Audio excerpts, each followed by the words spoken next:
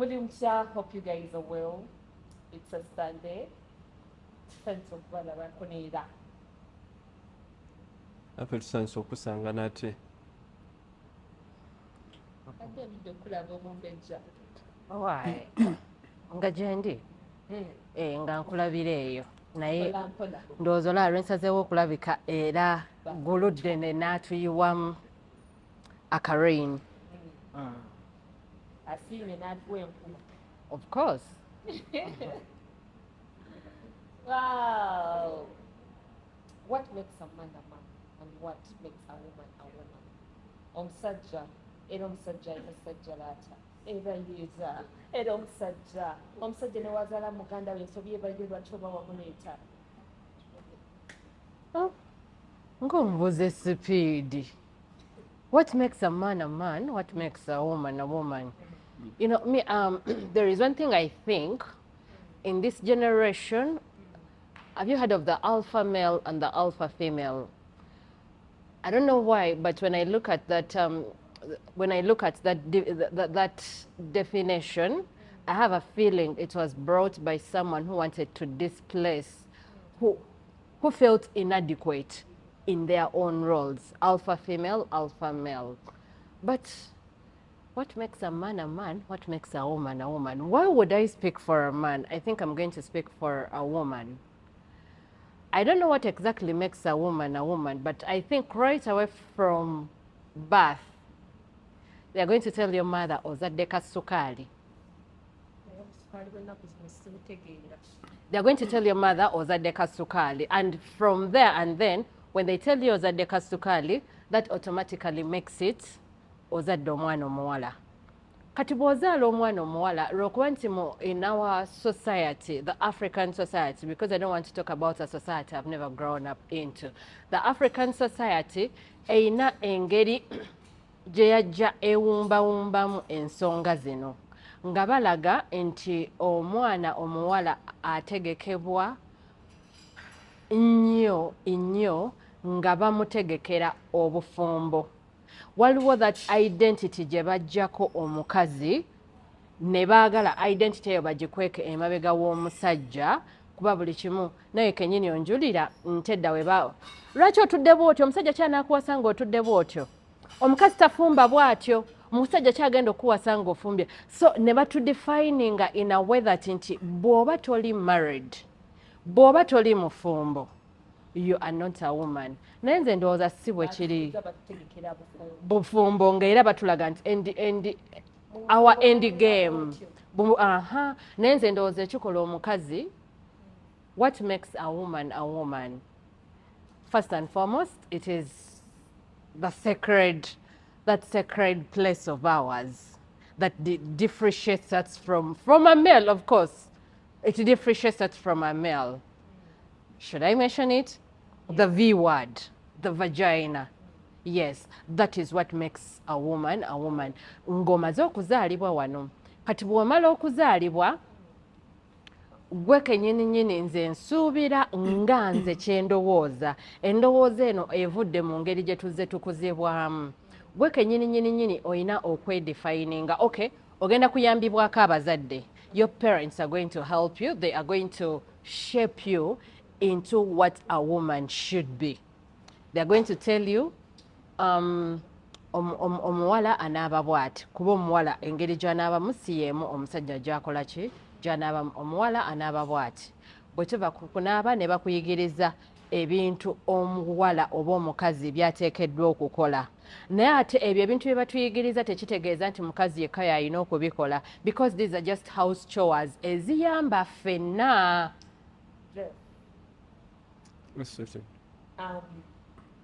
What makes a woman is the V, that private part. Your question was what makes a man and what makes a woman a woman? Where do you want me to start from?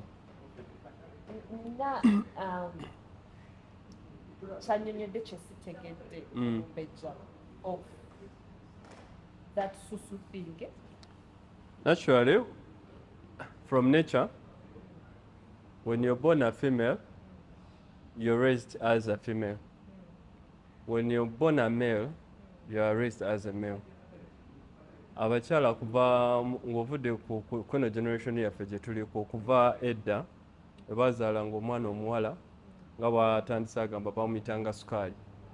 Omuwala we bamukuzanga nga bamusaamu ennono ez'omuntu omukyala zalina okukola ki okutambulirako, enneeyisa embala ez'omukyala zatambula nakyo zalina okubeera nazo, nti omukyala tatula nagalaale, omukyala teyeebamba, omukyala afukamirako, omukyala afukamira ng'awaata. Ab'ennaku zino awaata ebitundu by'ekyama bye bitunudde mu mmere. Kyasembeyo mwaka lya abasajja okubyagala, kyasembeyo gamba nti vagina. So mbuuziza, does a vagina make a woman? A vagina does not define you as a woman. It is just a part of the body that can identify you. We can use to identify you as a woman. Nga n'oba tokyalina amabeere ng'owasigaza ekyo ekitundu. We can identify you by that, but that does not define you as a woman. It's not, that can't define you as a woman. A woman, what defines you as a woman? It is the character, the nature, how you behave, how you speak. Waka tulina abakyala abalina ebitundu by'ekyama naye nga babayita ba tomboy, tomboy. Ng'omusanga alina amaaso, alina ekifuba, ebbeere limulinga elementi ya booda, atambula azimba. Omusajja recently yakakyuka okuva mu busajja, then like susu ye ne bagikolanga ey'omukazi. Naye we yabadde annyonnyola yagambye like teri exactly nga ya mukazi yatagenda namu periods ng'abakazi, but I mean susu ye eringa ey'omukazi. So abo bonna busiru buzze bubaawo mu ggwanga lyaffe oba mu bantu. Abantu abamu nga bwagambye, we are raised to be what we are. Nti omuntu okuzibwa bakulaga oli musajja. Kati me I have boys. I raise my boys. I don't want my boys to speak like women. Never do I want to see them in a day nga kuliko ku boko omu eyeeyisa ng'omukazi, ayagala okwambala ng'omukazi, ayagala okukwata makeup wa maama wa mwesiige oba ekintu kyonna ekikwatagana n'ekyabakyala, unless ng'ali mu actinga ku ssomero. But if it's not that, saagala kuolaba mwana wenge nga yesemberezanga ekintu ekyo. Ebintu ebyo lwaki bibadde byogamba oli n'akyusa ebitundu by'ekyama? People have been defiled. Bantu bafidingiddwamu ebintu mu bwongo bwabwe ebyenjawulo. Omusajja we bakuzaala olina okweyisa ng'omusajja, batuga omusajja takomba ntamu, omusajja tetulafukamira, tufukamirira kabaka yekka. Abasajja tafukamira, kusanga nga nfukamiridde omunono. Tufukamirira bakabaka na bamaama, be bantu be tufukamirira bajjajjaffe. Bajjajja mukyala abo tubafukamirira.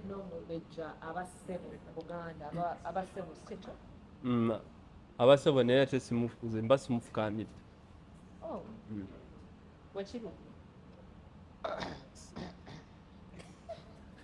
Kisinziira naye nze okusinziira ku Jeff kyannyonnyodde,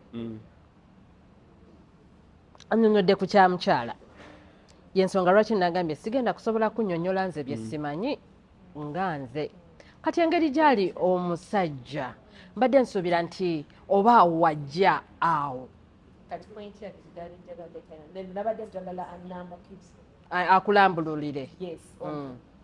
Like susu yekola omukyala, like nga kyewayogedde nti omukyala that statement you made. Anti nze kye nannyonnyodde nakinnyonnyodde nga nkijja right away from the start ng'omwana azaalibwa, kuba Katonda yasalawo, si kyo? Yasalawo nti omwana muwala oba mulenzi. Kakati okuva omwana lwazaaliddwa mu ddwaliro, from the time you've given birth they let you know this is a girl, this is a boy. Awo nze we natandikidde. Kati bwe ntandikira awo, and then obuvunaanyizibwa ne budda eri omuzadde nti nzadde omwana omuwala ono ayina kweyisa atya. Olaba, when you come to our culture as the Africans, because much as we have different tribes, but you realize our character and the way we are supposed to behave does not relatively differ from one another.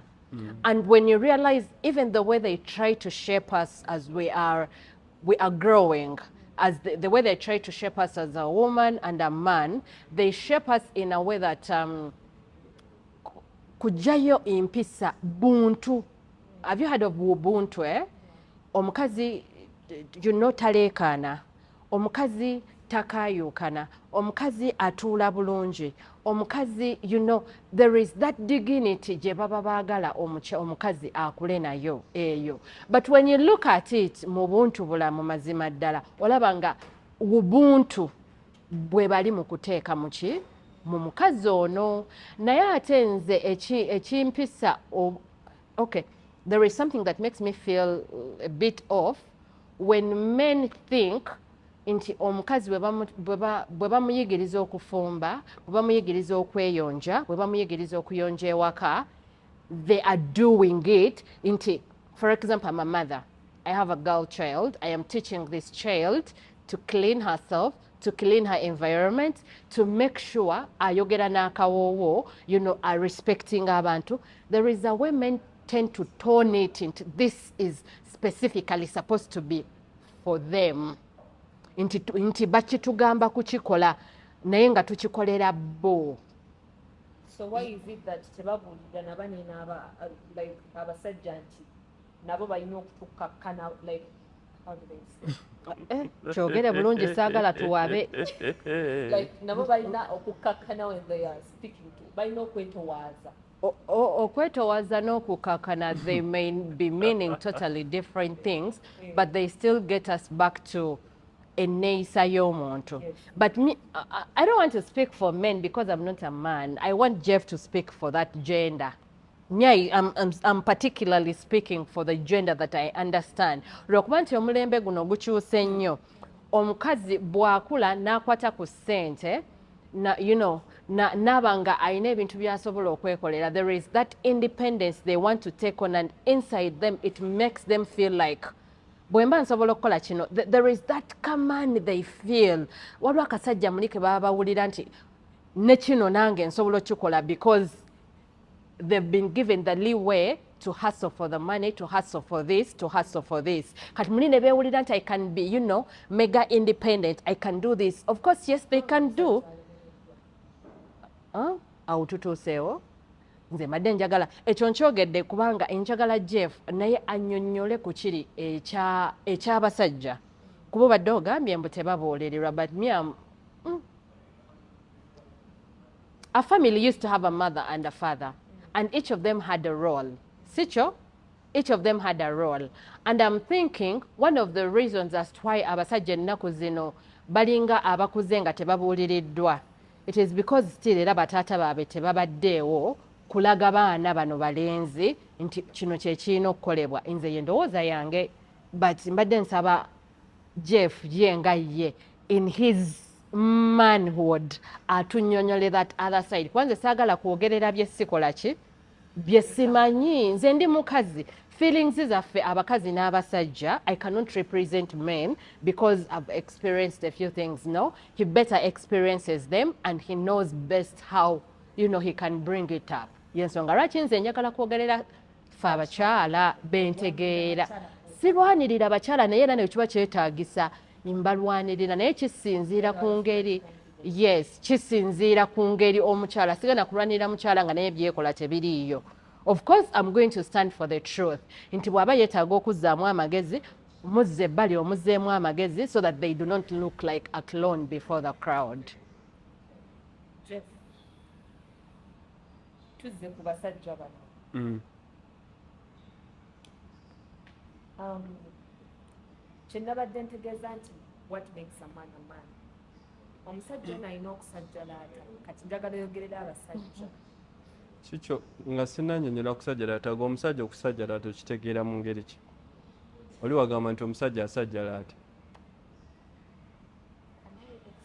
In Uganda, really, omusajja asajjalaata like, he's all over. What do you mean all over? Ayagala ono noli. Lwaki mulowooza nti okubaita okusajjalaata nti kuli mu kwegatta kwokka kwagala noli? Kusajjalaata is wife. Kyabula nga nagambye sagala kwogera bye simanyi. Because what was your question? What makes a man a man? What makes a man a man? What makes a man a man?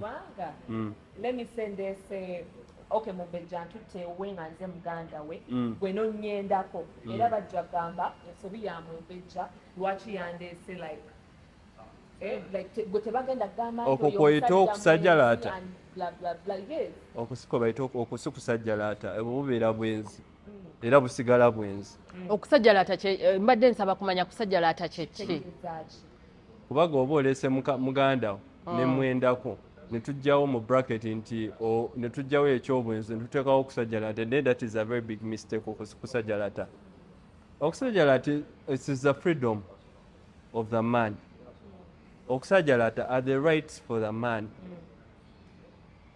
kyegera omusajja omusajja nti alina entebe ye mu nnyumba eyo entebe yiye awo akoze eki ali mu kusajjalaata asajjalaase nti waliwo ebibuzo byotagenda kuyimirira mubuuza ng'akoze okusalawo waliwo decisions omusajja zagenda okukola nga tagenda kwebuuzaako ng'akola decision eyo ate nga togenda mu questioninga lwaki nkoze decision eyo there are things that you don't even question muve ku basajjasajja bemusanga ba mami's boys nti baba balina kye bagenda okukola beebuuza buli kimu no omusajja omutuufu oba omusajja asajjalaata there are decisions you make in life or in family nga togenda kwebuuza ku mukyala nga te n'omukyala atagenda kubuuza lwaki ogikoze. There are things you're going to state. There are statements gy'ogenda okwogera nga togenda gizaayo ng'erina okubeera implemented whether they want or they don't want. Bwe nkugamba nti obadde ogenda ku pate ne nkugamba tofuluma ennyumba eno sikiddamu gwakubiri. Bwe nkugamba nti sifuga bbi it's my right as a man. It's my right as a man. Ongambye ogenda ku pate I feel you're not safe on that party. When kugamba you're not going to go, don't ask me why. Don't ask me amanyo ine empisa embi ana ne gungo otambula n'okumawo mukaaga tonanaagira tuwaba kunanaagira onakomba mannyo mba nkisazeewo kiba kiwedde. Mulimu abasajja kati nga bakitaffe oba bajjajjaffe bawasanga abakazi bana tebaayendanga ne baakola ki bawasanga abakazi. Okuwasa n'okwenda byanjawulo wangi onkute ne muganda wo mu nnyumba mbadde nnyenda nfunye emabbali ekikyalo ekirungi nga ggwe nenkiwasa nenkifunira ennyumba obusi bwenzi mukwano omusajja aba akoze eki nekigambo side chick ekyo it rubs me the wrong way by the way. It's not a side chick. It rubs me the wrong way. Side chick, a person who came up with that ekigambo ekyo side chick era naye yayina engeri gy'atali enough yayina engeri gye yali agala they wanted to make their feelings valid but nga tuzze nga nyinyonyola ku bintu byemmanyi obulungi mu Buganda wano nga tetunaba kubeera brainwashed. Omusajja yasobolanga okuwasa abakazi be bameka bana kuwasa sikwenda oba kuwasa nawasa omukyala asooka namuteeka wali legally oba ye yabanga kaddulubaale nawasa omukyala owokubiri naye namukola ki namuteeka wali oba ontegeera kaakati olw'okuba nti omuntu yaleeta oba nkyogere it's going to come off but we are brainwashed nti once you have the ring you are the only recognized woman in that bwafuna abalala the rest are not considered as women, they are considered as side chicks. Naye ng'asobola okuba nga bano bonna traditionally abawasiza era nga that marriage is recognized. Era bw'oba otunuulidde traditional marriage ekkiriza omusajja okuwasa abakazi okusukka mu ki mwomu era abeera recognized bulungi nnyo era ne if it means divorce that woman is well entitled to kati obadde oyagala kunyomeza ku side chick omanyi nina ebintu byembulamu bye sinnaba kumanya kakati side chick ayawukana ne sex machine ne second wife ne third wife ne fourth wife byakutya side chick eri omusajja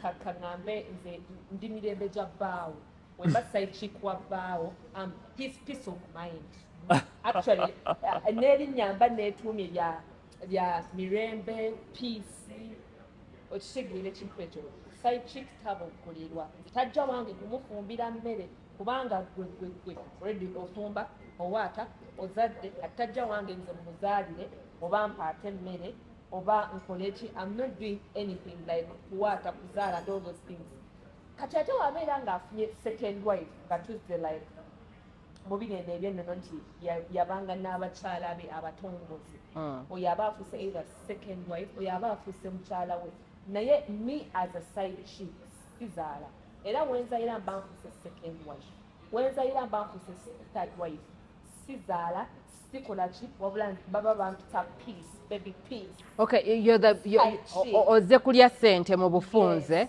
What do you give in return? No, kati kankirongoosemu. Briefly, wogamba nti that is the role of side chick. It is enough to call yourself nti nze malaaya y'omusajja.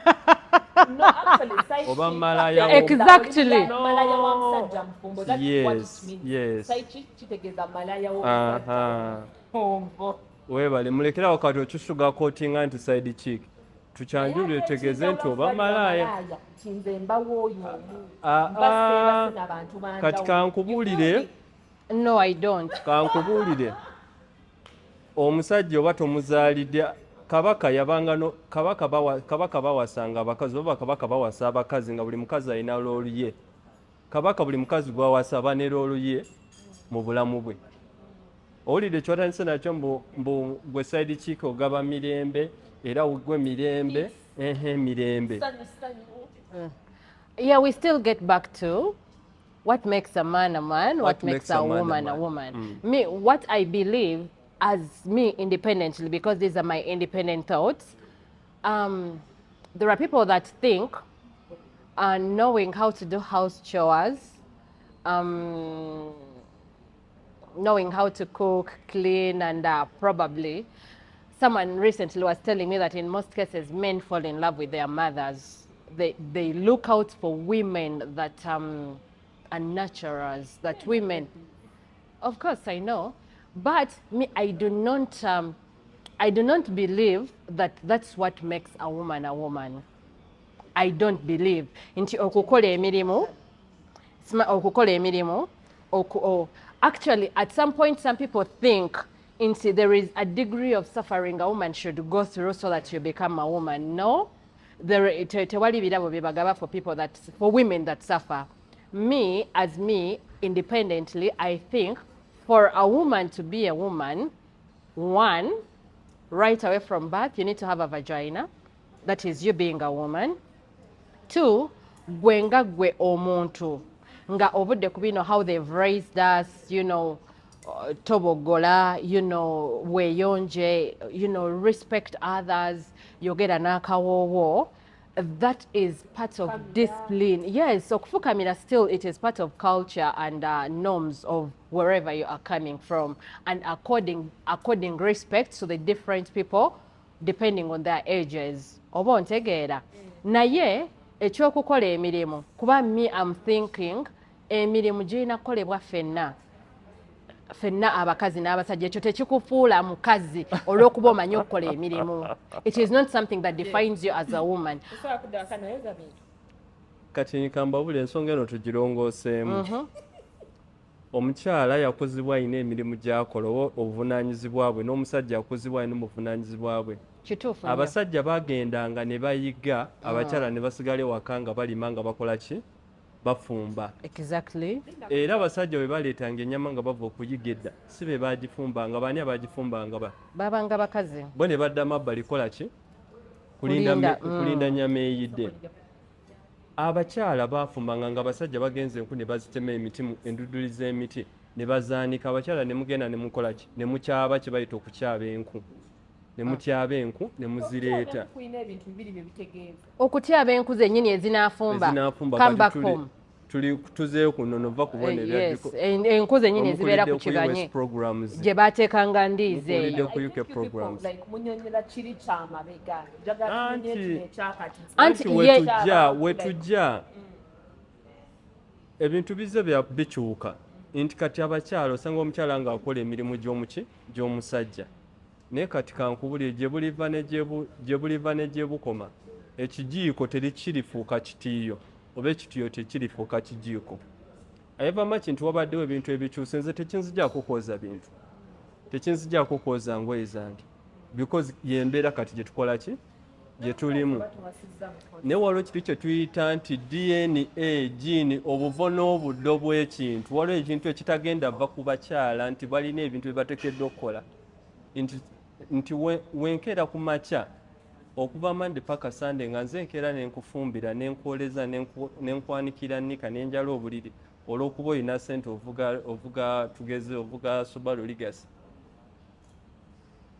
Ekyo tekijjawo nti obuvunaanyizibwa bwo ng'omukyala bwebwo okulabirira musajja. Abasajja tulina obuvunaanyizibwa obwaffe kulabirira abakyala mu ngeri entya. We provide. What are the women supposed to do?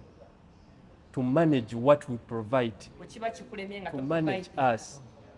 No, emba kikineme nga se providing nga tekinzigyako kuba nti ndi musajja. Tekikufuula ate gwe musajja nze ne kinfuula omukazi. Okitegeera. Tuba tetukyusiza bitundu bya kyamagulu ofuna akasolo k'omusajja akaliko ebiboolo nze ne nfuna akaka akataliiko biboolo. Okitegeera. Tekiba tekina kyekyukyusizza. Kyova olaba oli yayogedde statement n'agamba nti abakyala wafuna ssente ayagala kubeera independent.